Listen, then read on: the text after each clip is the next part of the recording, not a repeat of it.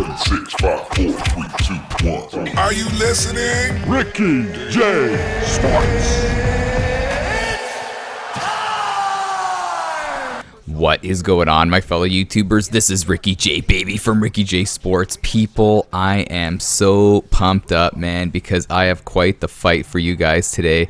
This morning, I was so honored to bump into one of the best fighters in this game, and some people call him the best ever. And for me, I believe he's not even human because he's so good, and it is Big Daddy Unibot. And I had the honor of facing him. I'm Nick Diaz, by the way. And holy cow, I thought I would show you guys this fight. He is just so good. The one thing, though, that's frustrating for me is, I have a full-time job. YouTube is just a hobby. This is not a job for me, you know what I mean? Like, I'll be honest, it's real talk. This is not something that I rely on as a source of income. It's just a hobby. So most of my time is spent working in the real world. So I just don't have enough time to grind through the ranks and be relevant on the PS4 leaderboards, but I wish I had some time and, not just to move up, but just to practice. But I just thought I would show you guys this fight. Look at this, I get a nice rock. And there's little things that I do in this fight and against top ranked players that, is not elite. Let's be honest, is not elite, but with some time, with some practice, I feel like I can iron out those kinks, if you know what I mean. But right here in the beginning, I feel like I'm doing a good job. I telegraphed that straight to the body. And Unibot, being so amazing, notices that. Isn't that so crazy, though, with these amazing fighters, man? Guys like Prioxis, Peyton, Marshall Mind, Ed Parker, Swiss Lebags, Unibots, Retro Rocky. I could just go on forever. These guys are really good at understanding on the fly what you're doing, your tendencies, and then reacting and making you pay. So in my head here in this fight, I'm like, don't be robotic. Some of the stuff that works in unranked and against guys that aren't as good is not going to work against this guy because he's putting all of my moves in his memory bank and he's going to remember what I do. But I feel like right here, I'm gaining the respect of one of the best. And I'm not trying to overthrow. That's another thing that I'm doing that I really think is to my advantage is keeping my combos two tops, man. 2 tops, sometimes 3, and going for the one big shot when I feel like that opportunity arises. See, right here, I'm standing my ground. I gotta be careful, though, because I don't want to be overly aggressive. See how he's hanging out against the cage? I love how Unibot did that. But I didn't take his bait, people. Even though it's fishing season, I didn't take his bait. I just moved back. And here I'm just seeing what he's going to do. What craziness is he going to pull off?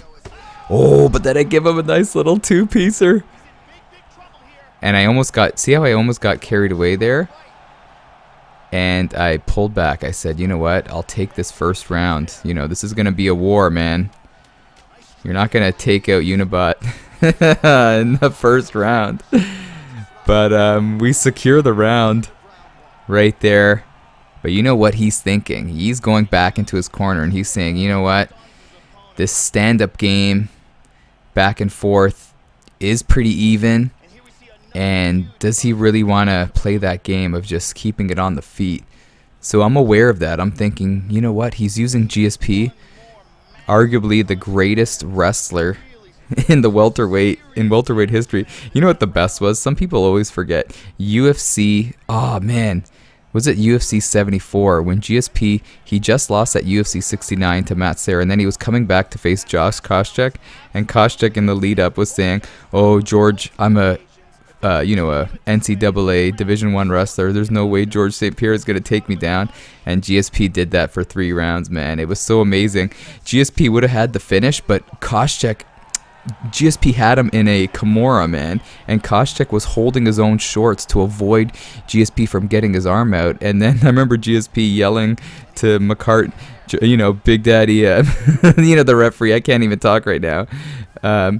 He was arguing with the referee, saying that he was grabbing the shorts, and then John McCarthy was saying, you know what, you can hold your own shorts, which is pretty interesting. If you're a fighter, if you're ever in that position where someone's trying to lock into you, grab your own shorts.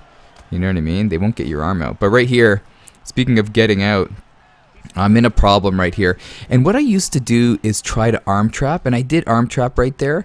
But sometimes it's good just to block a little bit, get your opponent's stamina down. Before, I would just try to arm trap right away, and it would be bad news. But right here, I saved myself. I kind of do the old flick trick. Do you know that flick trick? Let me know if you want me to do a video on that. And he tries to get me in a submission. I didn't know GSP had a submission in full guard like that. But with the old 4-gate technique, I was able to get out. I used to always do the 2-gater, and I used to get caught in submissions. With the 4-gate escape, it's amazing. Let me know if you wanted me to do a video on that as well. The 4-gate escape is so unpredictable, because it's so unpredictable that I don't even know where I'm going. And if you don't know where you're going, your opponent's not going to know where you're going. So I managed to get out, but I'm in trouble here just because of Unibot's elite grappling. And you see how he keeps on faking mount, faking submissions right there? And that's throwing me off. So right here I do the Ed Parker special. Shoutouts to Ed Parker. Touch the leg and go up. And I managed to get up. And I'm like, oh my gosh. He did exactly what I predicted. And he's making this round wrestling heavy. And right here I'm pushing R2 and down. R2 and down. R2 and down. R2 and down. And he still managed to get it. Let me know what I did wrong there. Maybe I mistimed it. Maybe he gained grappling advantage from all the times that I was, you know, biting on his fakes. But this is definitely his round. It's definitely his round, but I ain't giving up. That's the key, brother. Don't give up when you're facing these elite guys. And the thing is, too, when you're facing these elite guys, before I'll get really nervous, now I just get excited. Right, look at this right here. He goes with the 2-gater, and I'm getting really good at locking in submissions. You know, I felt, man, that I would have had a good opportunity of closing the show out right there if I had a little more time. So what a great round for him. And, you know, the crazy thing is now, moving into this third round, I'm like, what the heck is this guy going to do to me? You know, I'll be honest, I had the better of him in that first round. Now in the second round, he planted that seed. And now I'm like, crap, man, what are you going to do to me? And then he goes right into wrestling mode. And I'll be honest, if I had better wrestling, right there I kind of, look at that. Oh yeah. If I had a little bit better wrestling, I may have been able to just stifle his offense in that second round. But I managed to get out, and I was excited about that. And then I'm like, you know what? Let's just stand and bang right here. Let's see what I could do. And my stamina is pretty good. My head health is good with, you know, 3 minutes, almost 4 minutes left in the fight. But right here, I'm like, I have to get away from the cage. Because in my head, I'm like, when is he going to go for that shot? When is he going to shoot? When is he going to slow dance? And right here, he isn't. What a beautiful shot right there. And he's going in for the kill. And it seemed like, oh, beautiful job. I panicked right there and went for the 3-piece. And it was so easy for him to sway, man. And this is when Unibot is just totally pulling away. And right here, this pressure right here has totally stifled my offense. Remember that first round? Jeez. Felt like I'm a totally different fighter at this point.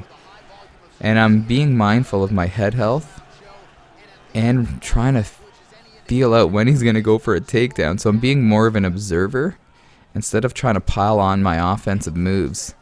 But right here, I'm like, you know what? I have to go down with my shield because he won that second round and he's totally winning. So I'm trying to get him to fight out of his element. He's playing along. He didn't know it was me, man, because this is my my hidden account that I love to go on and just free flow and try fighters, lower tier fighters, and try new things. So he doesn't know it's good old Ricky J. But this is definitely his round. And look at him just planting, trying to feed me uppercuts. What's for breakfast, baby? Uppercuts and a coffee. I tried the axe kick right there just to throw him off a little bit. And look at that. This guy is just pulling away, ripping up my body. Really ripping up my body. Like, my head and body is just flashing right here. I'm swatting flies. Oh, man. And I'm just looking to survive, let's be honest. But there's about 15 seconds left. I should have slipped a little bit more in this fight just to kind of get him to back off, you know? But good fight. Unibot. Shoutouts to Big Daddy Unibot. But yeah, looking back on this, you know, I definitely got to work on my defensive wrestling and try to move my head a little bit more. But I'm always scared of guys throwing that one hook or that one kick to the head that's going to end the fight. But I still feel like this fight was, you know, good for me. I feel like it was a feather in my cap just to, you know, do pretty good against them and have some good moments against them. But let me know your thoughts on this fight. I love Unibot, man. Thank you so much for fighting me, man. Well, it's not like he had the choice because it was on ranked. But anyway, thank you so much, brother. You're awesome. Let me know your thoughts on this fight. Have a great day, guys, man. This is Ricky J, baby, from Ricky J Sports. And you are awesome.